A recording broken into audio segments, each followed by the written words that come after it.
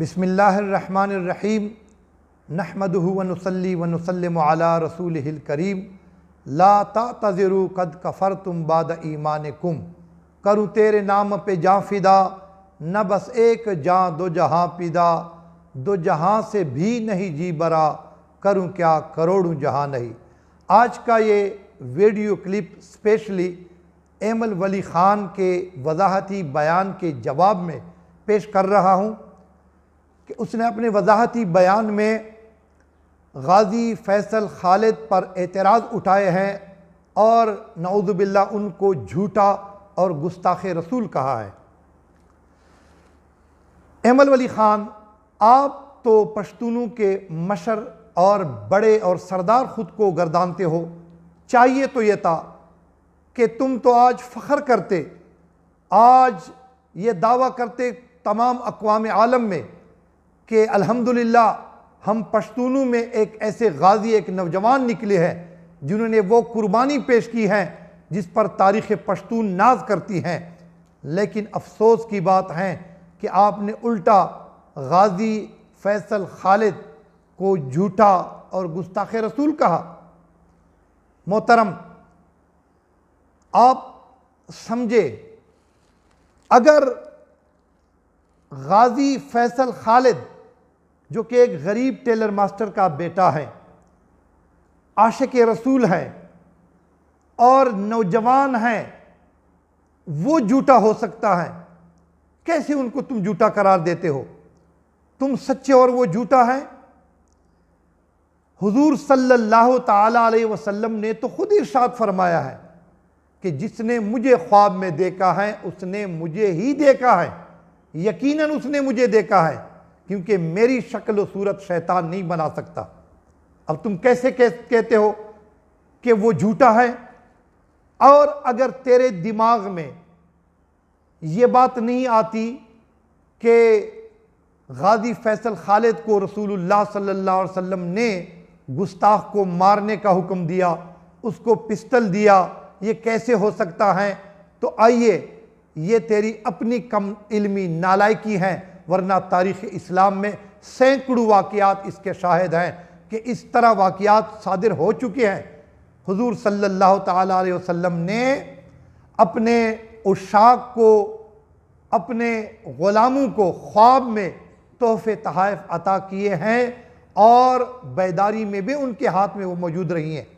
سب سے پہلا واقعہ، 600 سے زیادہ سال ہو گئے، امام شرف الدین بوصیری رحمۃ اللہ علیہ، بہت بڑے عالم، عاشق، شاعر گزرے ہیں، وہ فالج کا شکار ہوتے ہیں، حکیموں نے لا علاج کیا۔ ایک رات یہ سوچا کہ کیوں نہ بارگاہ مصطفیٰ کریم صلی اللہ علیہ وسلم میں ہدیہ نعت پیش کروں۔ نعت شریف تحریر کرتے ہیں اور جب سو لیتے ہیں تو رات خواب میں محبوب کریم علیہ السلام دیدار عطا فرماتے ہیں اور ارشاد فرماتے ہیں، امام بوصیری اپنی وہ نعت مجھے سنا دو جو آپ نے تحریر کی ہے۔ پھر آپ خواب ہی میں یہ نعت سناتے ہیں، مولایا صلی وسلم دائما ابدا علی حبیبک خیر الخلق کلہم۔ حضور صلی اللہ علیہ وسلم نے انعام کے طور پر آپ پر ہاتھ پھیرا اور اپنی چادر عطا کی۔ جب شرف الدین بوصیری صبح اٹھتے ہیں تو آپ بالکل تندرست ہوتے ہیں اور آپ کے جسم پر وہی چادر تنی ہوئی ہے اور آپ صحیح سلامت ہوتے ہیں۔ جو خواب میں حضور نے عطا کی وہی چادر بیداری میں بھی آپ کے پاس موجود ہوتی ہے۔ اسی طرح ایک بزرگ کا واقعہ کافی کتابوں نے لکھا ہے، وہ بھوکے ہیں، بارگاہ مصطفیٰ کریم علیہ السلام میں گنبد خضرا پہ حاضر ہوتے ہیں اور عرض کرتے ہیں، یا رسول اللہ مجھے کھانا کھلا دی۔ خواب میں رسول اللہ صلی اللہ علیہ وسلم ایک روٹی عطا کرتے ہیں، آپ خواب ہی میں آدھی کھا لیتے ہیں اور جب بیدار ہوتے ہیں تو آدھی روٹی آپ کے ہاتھ میں موجود ہوتی ہے۔ تو اس طرح کے کئی سارے واقعات تاریخ میں موجود ہیں، واقع ہو چکے ہیں کہ محبوب کریم علیہ السلام نے اپنے غلاموں کو خواب میں بہت کچھ عطا کیا ہے۔ ہمارا تو عقیدہ ہے کہ محبوب کریم علیہ السلام ظاہری حیات ہی کی طرح آج بھی بعینی ہی حیات ہیں اور اپنی پوری امت پر نگاہ رکھے ہوئے ہیں۔ ساری امتی آپ کی نظروں میں ہیں، کوئی اوجل نہیں ہے، تو حضور صلی اللہ علیہ وسلم کے لیے یہ کیا مشکل ہے کہ اپنے گستاخ کو ہٹانے کے لیے ایک غازی اور عاشق کو حکم صادر فرما دے اور ان کو وہ عدالت کا کمرہ بھی بتا دے اور پسٹل بھی عطا کر دے۔ یہ آپ کی عقل میں نہیں آتی، ورنہ تاریخ اس پر شاہد ہے۔ اور آپ اگر یہ نہیں مانتے، یہ بات تو ہمارے پشتو کے مشہور شاعر عبد الرحمن بابا نے فرمائی ہیں۔ وہ فرماتے ہیں چپیو قدم تر عرش پورے رسی مالی دلے دے رفتار دا درویشانو، کہ جو ایک قدم پہ عرش تک پہنچتا ہے یہ تو درویش کا مقام ہے، میں نے دیکھا ہے۔ آپ تو امام الانبیاء والمرسلین محبوب کریم علیہ السلام کے لیے یہ تسلیم نہیں کرتے۔ رحمان بابا فرماتے ہیں یہ تو عام درویش کا مقام ہے۔ اور اگر آپ کو یقین نہیں آتا تو جا کے نواب آف کلات کے پوتوں سے پوچھ لے، انہوں نے بلوچستان کو پاکستان کے ساتھ کیوں ضم کیا، شامل کیا۔ وہ خود بیان کرتے ہیں، پچھلے سالوں ایک انٹرویو میں کہا کہ نواب آف کلات پہلے تو بلوچستان کو پاکستان کے ساتھ شامل نہیں کرنا چاہ رہے تھے، لیکن 1947 کو رات کو رسول اللہ صلی اللہ علیہ وسلم خواب میں تشریف لائے اور حضور نے حکم دیا کہ پاکستان بن رہا ہے، اپنا بلوچستان ان کے ساتھ شامل کر دو، اور حضور کے حکم پر انہوں نے بلوچستان کو پاکستان کے ساتھ شامل کیا۔ پورے صوبوں کو خواب میں حکم پر لوگوں نے حضور کی غلامی اور آپ کے حکم پر فخر کرتے ہوئے اپنے صوبے شامل کیے۔ آپ کی عقل میں نہیں آتی، ایم الولی آپ ایم الولی نہیں، عمل سے خالی، علم سے خالی۔ آپ جیسے مادی انسان کے ذہن میں یہ روحانی دنیا کی باتیں سمجھ نہیں آتی، ورنہ جناب فاروق اعظم رضی اللہ تعالی عنہ منبر رسول پر مسجد نبوی شریف مدینہ پاک میں بیٹھے ہیں، اور ہزاروں میل دور نہاوند میں آپ کے جرنیل ساریہ کفار سے برسر پیکار ہیں، اور آپ نے دور سے دیکھا، مسجد نبوی شریف سے دیکھا کہ کفار پہاڑ کے اوٹ سے حملہ کرنا چاہتے ہیں فریب سے۔ آپ نے یہی سے پکارا یا ساریۃ الجبل یا ساریۃ الجبل یا ساریۃ الجبل، اور ساریہ نے ہزاروں میل دور فاروق اعظم کی آواز کو سنا اور کفار کے فریب پر آگاہ ہوئے اور ان سے اپنی فوج کو بچایا۔ یہ ہیں حقائق۔ آپ ایسے خوامخواہ اتنی بڑے دعوے اور غازیان ملت پر جھوٹ اور فریب کے اعتراضات نہ اٹھائیں۔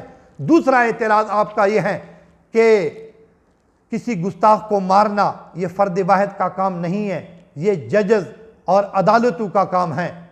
بالکل ٹھیک ہے، ہم بھی مانتے ہیں، ہم بھی اپنے معاملات عدالتوں کے سپرد کرتے ہیں، لیکن معاملہ میں فرق ہوتا ہے، جرم میں فرق ہوتا ہے۔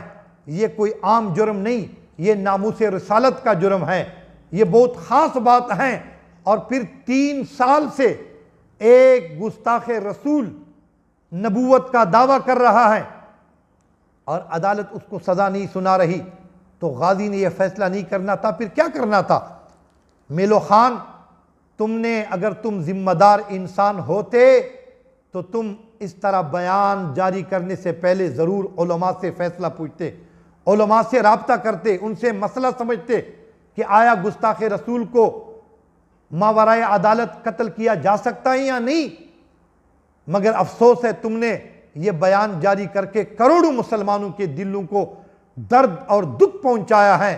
اگر تم علماء سے پوچھ لیتے تو علماء ضرور تمہیں بتاتے کہ یہ تو تمام مذاہب اسلام کا متفق کا فیصلہ ہے، احناف، شوافع، حنابلہ، مالکیہ کا متفق کا فیصلہ ہے کہ گستاخ رسول واجب القتل ہیں اور اس کو ماورائے عدالت بھی قتل کیا جا سکتا ہے، یہ کوئی جرم نہیں ہے۔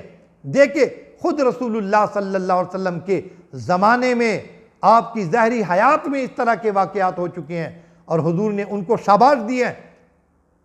الصارم المسلول میں ابن تیمیہ نے لکھا، نوادر الاصول میں امام ترمذی نے لکھا کہ حضرت فاروق اعظم رضی اللہ تعالیٰ عنہ کے پاس 2 شخص ایسے آئے کہ جو پہلے رسول اللہ کے سامنے حاضر ہو چکے تھے، اور حضور صلی اللہ علیہ وسلم نے ان کی بات سن کر ایک کے حق میں فیصلہ دے دیا تھا جو یہودی تھا، مگر دوسرا نام نہاد مسلمان وہ رسول اللہ کے فیصلے کو ماننے کو تیار نہیں تھا۔ اس نے کہا کہ میں عمر فاروق پر فیصلہ کروں گا۔ جب حضرت فاروق اعظم کی بارگاہ میں یہ دونوں حاضر ہوتے ہیں اور حضرت عمر فاروق کو اس یہودی نے کہا کہ آپ کے نبی پاک صلی اللہ علیہ وسلم نے یہ فیصلہ میرے حق میں دیا ہے، حضرت عمر فاروق نے اتنا پوچھا اس مسلمان نام نہاد مسلمان سے کہ کیا اسی طرح واقعہ ہوا ہے؟ اس نے کہا ہاں۔ آپ نے فرمایا میں ابھی آتا ہوں، فیصلہ کرتا ہوں تمہارے حق میں۔ گھر داخل ہوئے، تلوار نیام سے نکالی، باہر آئے اور اس نام نہاد مسلمان کے سر کو تن سے جدا کر دیا اور فرمایا ہاکذا عقدی بمن لم یقض بقضاء رسول اللہ صلی اللہ علیہ وسلم، جو میرے محبوب کا فیصلہ نہیں مانتا اس کے حق میں عمر فاروق کا یہ فیصلہ ہے۔ دیکھو رسول اللہ صلی اللہ علیہ وسلم خود مدینہ پاک میں موجود ہیں، قریب میں ہیں، مگر عمر فاروق نے ان سے پوچھنے فتویٰ لینے کی ضرورت محسوس نہیں کی، کیونکہ یہ گستاخ رسول کا مسئلہ تھا۔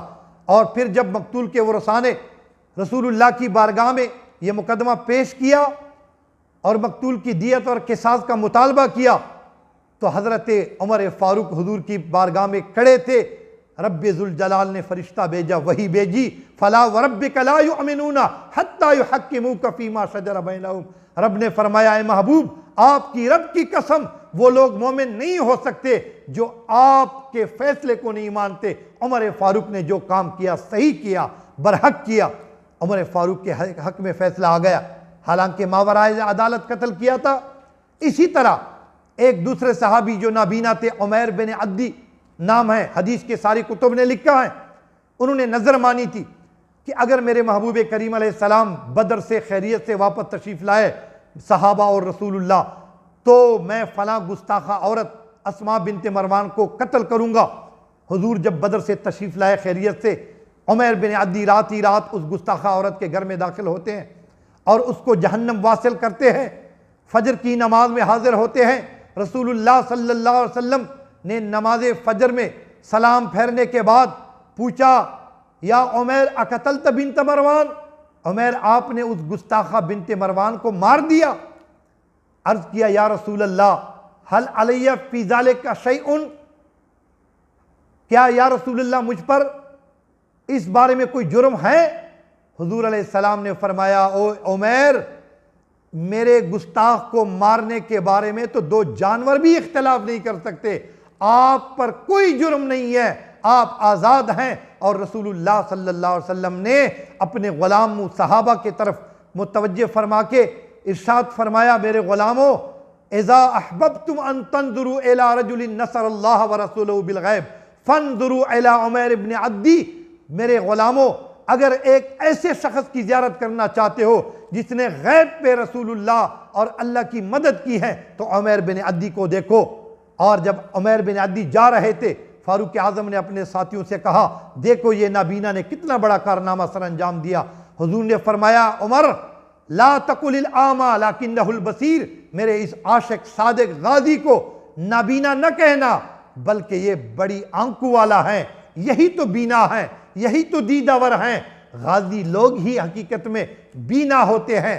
تو حضرات محترم یہ ماورائے عدالت صحابہ کرام نے گستاخوں کو مارا اور حضور نے ان کو شاباش دی ہے۔ اب تم کیسے کہہ سکتے ہو کہ غازی فیصل خالد نے یہ غلط کیا؟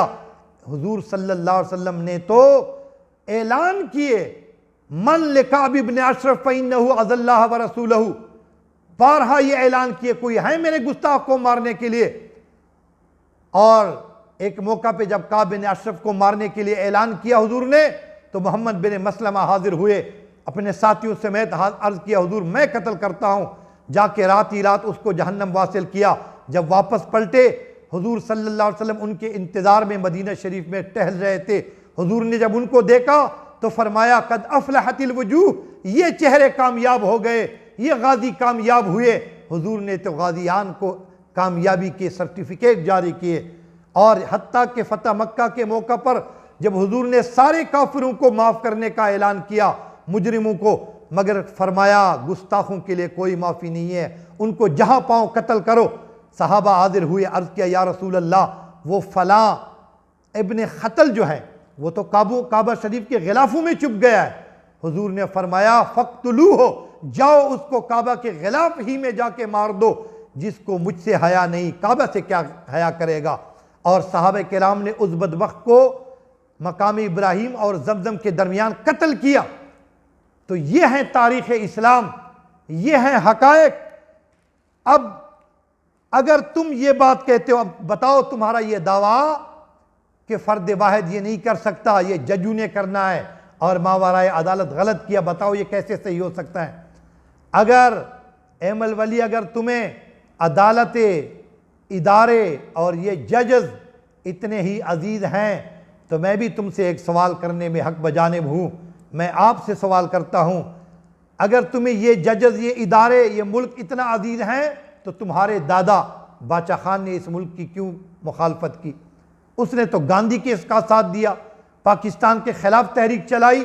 یہ تو اللہ درجات بلند فرمائے پیر آف مانکی شریف، پیر آف زکوڑی شریف کے، کہ انہوں نے ریفرینڈم کرایا اور قائد اعظم کو دعوت دی اور صوبہ سرحد کو پاکستان کے ساتھ شامل کیا، ورنہ تیرے دادا نے تو بڑی مخالفت کی، حتیٰ کہ اس زمین سے اتنی نفرت کا اظہار کیا کہ کہا، وصیت کر کے گیا کہ جب میں مر جاؤں تو مجھے پاکستان میں نہ دفنانا بلکہ افغانستان میں لے جا کے دفن کرنا۔ اور تم نے ان کی وصیت پر عمل بھی کیا، افغانستان جلال آباد لے جا کر ان کو دفنایا، آج بھی ان کی قبر وہاں بنی ہے۔ تو تم یہ دعویٰ کیسے کر سکتے ہو؟ اچھی بات ہے اگر تمہیں یہ عدالتیں اور یہ جج، یہ ادارے اتنے عزیز ہو گئے ہیں، لیکن کیا یہ صرف گستاخ رسول کو مارنے کے موقع پر، ایک غازی، ایک عاشق کے مقابلے میں؟ یاد رکھنا یہ بہت نازک بارگاہ ہیں، ذرا دھیان سے، خیال سے بات کرنا۔ اقبال نے کہا، با خدا دیوانہ شو و با محمد ہوشیار، لوگوں خدا کی بارگاہ میں دیوانہ پن کرنا، لیکن بارگاہ مصطفیٰ میں بہت خیال کرنا، بہت توجہ کرنا۔ ادب گاہیز دیر آسما از عرش نازک تر، نفس گم کر میں آیت جنید و بایزید ایجا۔ یہ تو وہ بارگاہ ہیں جہاں جنید و بایزید جیسی ہستیوں نے بھی اپنے سانس بند کیے، ایسی حاضری دیتے۔ میرے بھائیوں، ایمل ولی کے باتوں میں نہ آنا بلکہ حقیقت پر توجہ کرنا۔ میرے محبوب کی شان کیا ہے، آئیے میں تمہیں بتاتا ہوں۔ فتاوی قاضی خان نے لکھا، فتاوی عالمگیری، جس کو 500 اہل سنت کے علماء نے متفقہ ترتیب دیا، اس میں یہ لکھا، من قال لشعر النبی شعیر فقد کفر، جس نے محبوب کریم علیہ السلام کے بال مبارک کو، موئی مبارک کو بے ادبی سے تصغیر، چھوٹے پن کے ساتھ ویشتگائے، چھوٹا بال کہا، وہ کافر ہو گیا۔ ومن قال لشعر النبی شعیر فقد کفر، جس شخص نے رسول اللہ کے نالین شریف کو، جوتے مبارک کو بے ادبی کی نیت سے نعوذ باللہ جوتڑا کہا تصغیر کے ساتھ، وہ بھی کافر ہو گیا۔ اور قاضی عیاض نے شفا شریف میں فرمایا، من قال ان النبی صلی اللہ علیہ وسلم کان اسود یقتل، جس نے یہ بات کہی کہ رسول اللہ صلی اللہ علیہ وسلم سیاہ تھے، اس کو قتل کیا جائے گا، وہ مرتد ہو گیا۔ یہ کوئی عام بارگاہ نہیں، یہ وہ بارگاہ ہیں جہاں صحابہ آنکھ بھر کے دیکھ نہیں سکتے تھے، سر جھکا کے فاروق اعظم، صدیق اکبر رضوان اللہ علیہم اجمعین جیسی ہستیاں بیٹھا کرتے تھے۔ اور اس پر تمام علماء امت کا اجماع ہے کہ گستاخ رسول مرتد ہوتا ہے، واجب القتل ہیں، اس کا توبہ کسی صورت میں قبول نہیں کیا جا سکتا، کیونکہ یہ حق عبد ہیں، یہ رسول اللہ معاف کر سکتے ہیں، کوئی ججز، کوئی عدالت، دنیا کا کوئی بندہ اس گستاخ رسول کو معاف نہیں کر سکتا۔ حتیٰ کہ محمد بن سحنون نے یہ لکھا ہے، اجمع العلماء علی ان شاتم النبی کافر وحکمہ عند الامت القتل ومن شک فی کفرہ وعذابہ فقد کفر۔ محمد بن سحنون فرماتے ہیں، کتابوں نے عام لکھا ہے کہ رسول اللہ کا گستاخ کافر ہے، واجب القتل ہیں، تمام علماء امت کا اس پر اجماع ہے، اور جو اس کی کفر میں شک کرتا ہے وہ بھی کافر ہے، حتیٰ کہ اس پر نہ جنازہ پڑھا جائے گا، نہ اس کو دفن کیا جائے گا، بلکہ کتے کی طرح کسی غار گھڑے میں دھکیل دیا جائے گا۔ اب آخر میں ایمل ولی، میں تم کو نیک نیتی سے ایک مشورہ دیتا ہوں، تم غازی کی مخالفت نہ کرو، بلکہ اپنی ایمان کی فکر کرو، اپنی آخرت کی فکر کرو۔ دنیا فانی ہے، یہاں سے ایک نہ ایک دن تم نے مر جانا ہے۔ اپنی ایمان کی فکر کرو اور اپنے قرب و جوار کے علماء اور مدارس سے رابطہ کر کے پوچھ لینا کہ تم نے جو بیان جاری کیا ہے کیا اس پر تم کہیں مرتد تو نہیں ہوئے؟ کروں تیرے نام پہ جا فدا، نہ بس ایک جان دو جہاں فدا، دو جہاں سے بھی نہیں جی برا، کروں کیا کروڑوں جہاں نہیں۔ اللہ تعالیٰ غازی فیصل خالد کی شان، عظمت اور مرتبے کو اور بلند کرے، اور اللہ تعالیٰ آپ کو باعزت جلد از جلد رہائی نصیب فرمائے۔ آمین۔ وما علیہ الا البلاغ المبین۔